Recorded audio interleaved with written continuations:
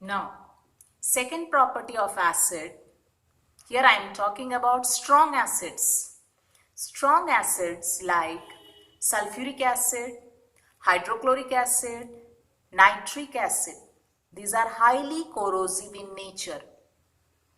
And if it falls to your body, it can cause burn. And so it should be handled with care.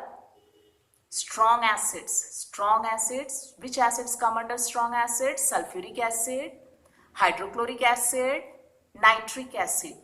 So these strong acids are highly corrosive in nature and it can burn the skin. So it should be handled with care. So first property what we discussed about acid, acids have sour taste. Now second property is strong acids, they are highly corrosive in nature and so it can cause burn. So it should be handled with care. Clear?